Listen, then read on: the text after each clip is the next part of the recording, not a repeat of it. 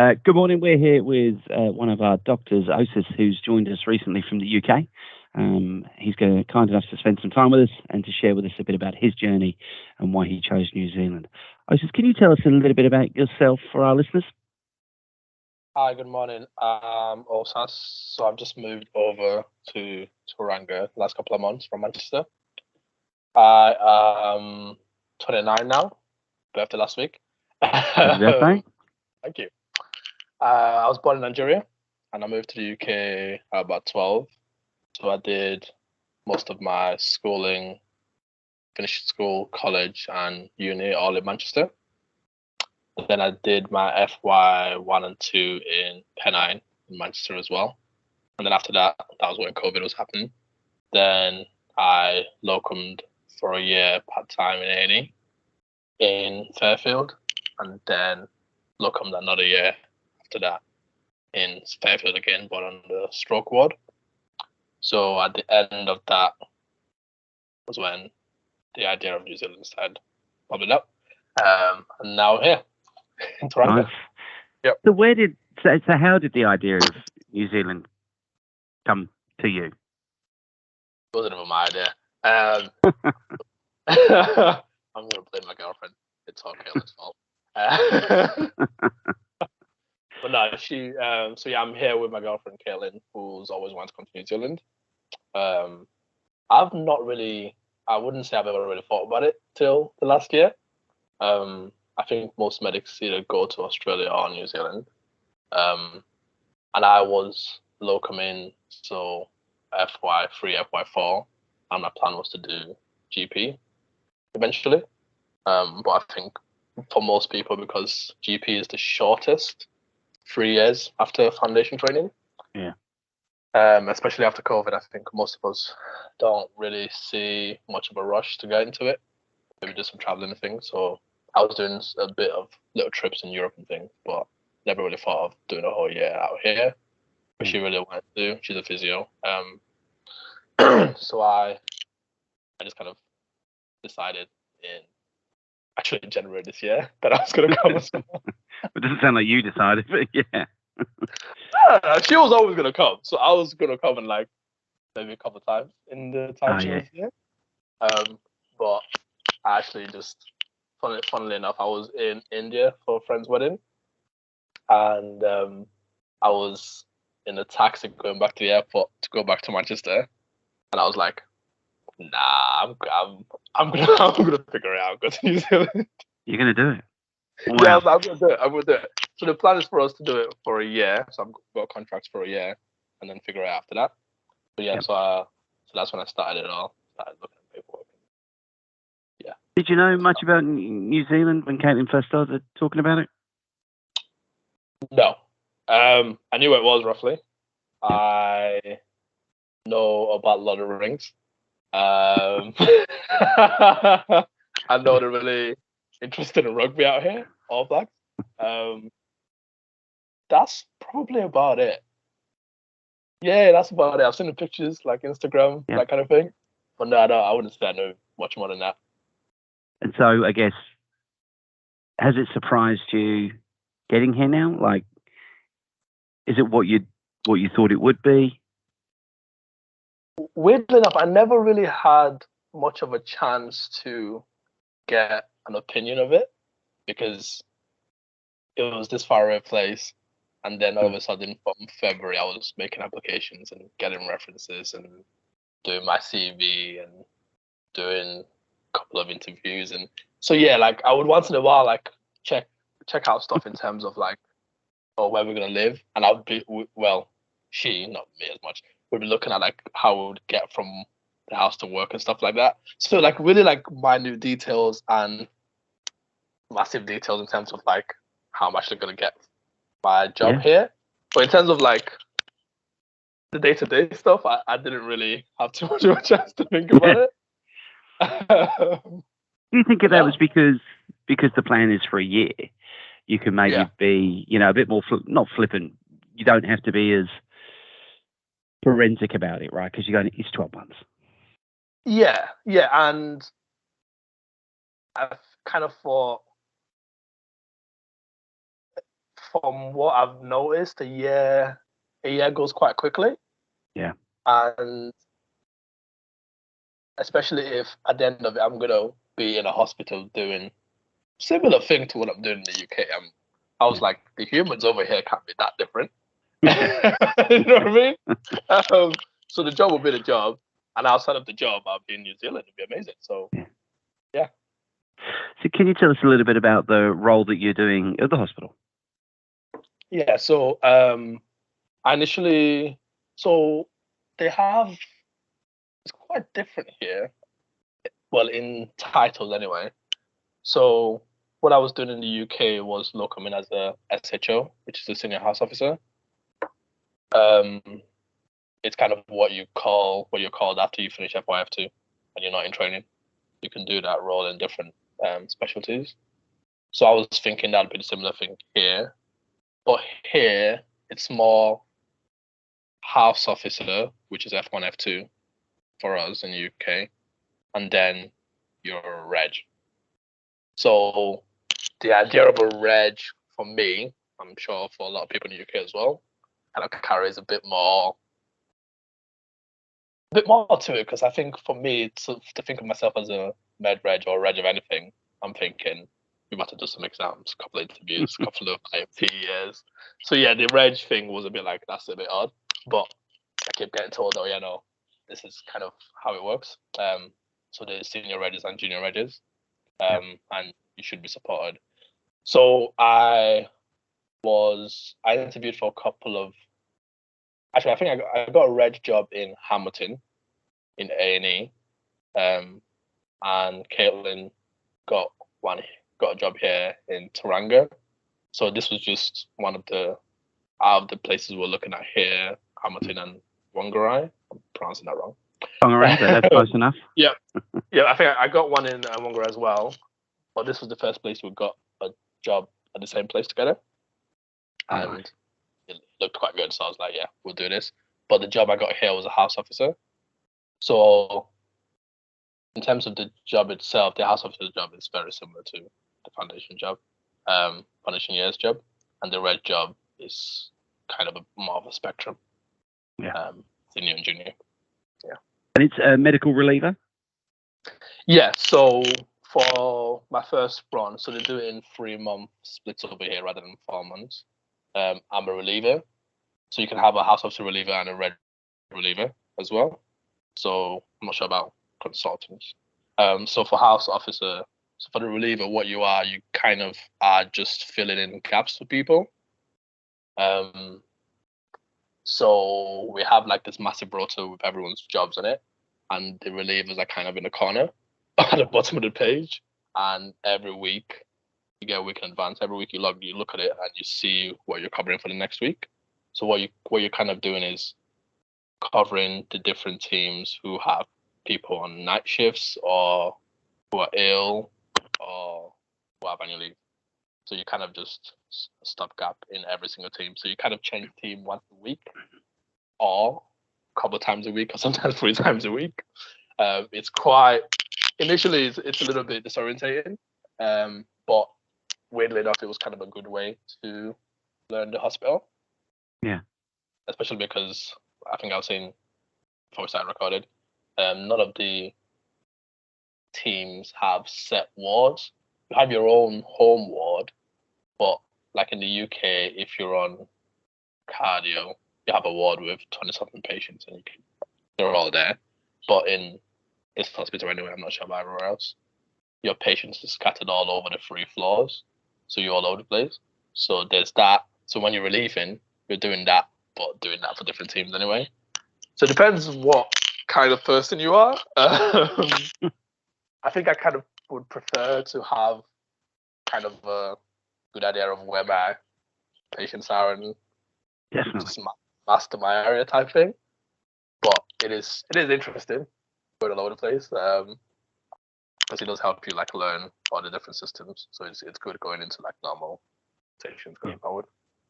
I can see why there's good parts and bad parts, why it would appeal to different types of people, right? Because there's kind of one side, there's like variety and, getting across the hospital and broadening your kind of contact. base and getting to know everybody, but on the other side, there's not, you're kind of your part to work on and build and nurture. Yeah. Right? Yeah. Like obviously the best part of it, depending on who you ask, it's the pay. The pay is better as a reliever. Yeah. But yeah, it was quite full on because I'd just come to the country and I'm meeting new people, and all of a sudden I'm meeting like 200 new people because it's a new face every week, and it's just, it was a lot. But once you do a couple of weeks, you kind of settle in and you kind of know how everything works, and you end up like referring to one specialty, and then the next week you're the one accepting your own referral, and you're like, that was a terrible referral. And have you noticed any other big differences between practicing in the UK and practicing in New Zealand? One of the biggest things was probably obviously the Maori population. I think I'm pronouncing it right.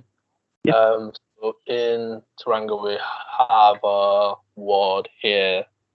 I don't want to explain it wrong, but which focuses around them. So obviously I've only been here 2 months and I'm still learning about the culture, but I think the idea is to try and bridge the gap between obviously some of the things we do for generally everybody, and trying to make sure we incorporate like some of the cultural ideas and what they find important, making sure, because that's obviously the best way to have an effect rather than just saying this is what everybody does. So that's been really interesting. I've sat in on a couple of meetings with some patients with some like difficult discharges, and you kind of have to walk that line and bring in their ideas. It's really interesting. I guess you could have some parallels with other cultures in the UK as well, but it's clearly not the same because they are but this is their land, as far as I'm aware. They're the indigenous, yes, absolutely. That's what I'm looking for. They're the indigenous culture, so the respect is obviously warranted. That's been interesting learning about that. I didn't realize at one point the first meeting, they did I don't know if it's a form of prayer or opening. Opening. I didn't know. An opening. I didn't know what was going on, so it was good to learn that kind of thing, and it was interesting. Maori culture is fundamental to New Zealand, and there's a lot of effort put into that, and as you say, quite rightly, into that space. Talk to me a little bit about the process here. In terms of how did you first come across Triple0, and you worked obviously with Liz and Mariam through that process. How did you find that? So my girlfriend has a friend who's a doctor up in Whangarei, who, to be fair, I think she did all of it herself. But I guess because I was working on a tighter schedule, I didn't really think I wanted to do that. So there was actually a different, I think I emailed yourselves and a different agency initially, but I think fortunately they had a bit of an issue, and I think they've stopped doing what they do. So one of the first replies I got from Liz was like a massive pamphlet with like all the cities and all the pictures and all the jobs available. I'm like, that's quite detailed. So that was the first entry, and then she sent me like a massive list of like I said, all the current jobs going in the next few quarters, I guess. So that's how it started. So we have an application form and sent off all my like CVs and some documents, and then I think what was helpful was it was kind of like drip fed, because I had the idea that there was a lot to do, and there was a lot to do, but it was kind of like, don't worry about that yet. And I had a few meetings with Liz who kind of just said, this is what we'll do first. we'll set up some interviews, go from there, and then after the interviews, you start thinking of, with the interviews, references, then start thinking of the medical counsel part of it. So yeah, just step by step. I probably not explain this very well because there is quite a few steps to it, and I am quite bad with paperwork. It's kind of one of the things I hate most. It's just, I find it very tedious. But it's good to have someone who's like, okay, this is what you need to do next, and this is the paperwork, this is how you do it. So it's really helpful. Yeah. Well, we're lucky that Miriam's excellent at paperwork, right? So she'd certainly certainly help you along that process. She's all there. Yeah. And so outside of the hospital, what are you finding yourself doing? What are you seeing and enjoying? So one of the reasons we are happy with New Zealand is basically in the UK we do a lot of like hikes and walks in like the peaks and stuff like that, because I'm from Manchester and Caitlin's from Leeds, so I'm probably making a weird comparison, but in my head it's just a massive peak and lake district. Probably way better with some beaches as well, but yeah, it's like that on steroids. So we've done a few walks, got loads more planned. So in the waterfall, gone to Otabor, gone to Auckland. Actually went to Auckland for a festival last weekend, Solar Hill. Just there's something to pick up. We're going to the beach. It's a bit cold recently, since we've been here the whole time, but it's getting a bit warmer. Yeah. So in the hospital, there's quite a big group of British doctors.